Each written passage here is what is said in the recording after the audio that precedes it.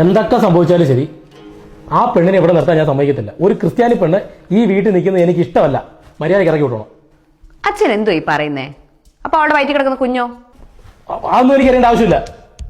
ഇനി കരയോഗക്കാരാണ് ഞാൻ എന്തോ കൊറേ കരയോഗക്കാര്.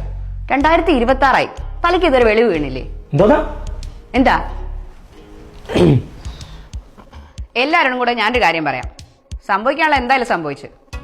ഇനിയിപ്പം അവളെ പ്രൊട്ടക്ട് ചെയ്യേണ്ടത് നമ്മുടെ ഒരു കടമയാണ്. ഇവന്റെ കുഞ്ഞല്ലേ അവളുടെ വയറ്റി വളരുന്നത്. ഇവനും ഒരേപോലെ കുറ്റക്കാരനല്ലേ? പിന്നെ അവളെ മാത്രം പഠിക്കുന്ന എന്തിനാ?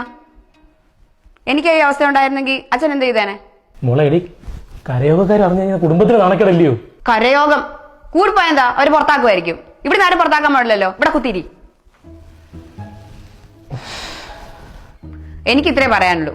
അവളുടെ വയറ് വീർത്തു വരുന്നതിന് മുമ്പ് നമുക്ക് നാട്ടുകാരറിഞ്ഞ് കല്യാണം നടത്തണം. അച്ഛൻ്റെ ഒരു കാര്യം ചെയ്യും, അവളുടെ വീട്ടിൽ പോയി സംസാരിക്കും. അതെ ചേച്ചി, ഈ കല്യാണം വെടിപിടിയൊന്നും അങ്ങനെ നടത്താൻ പറ്റത്തില്ല. അവരുടെ വീട്ടിൽ പോയൊന്ന് ആലോചിച്ച് അവളൊന്ന് സംസാരിച്ചതിന് ശേഷം ഞാൻ പറയാം. എന്നിട്ട് അങ്ങോട്ട് പോയാൽ മതി. ശരി, പക്ഷെ പെട്ടെന്ന് വേണം. പെട്ടെന്ന് പെട്ടെന്ന് പെട്ടെന്ന് പെട്ടെന്ന് നടക്കും.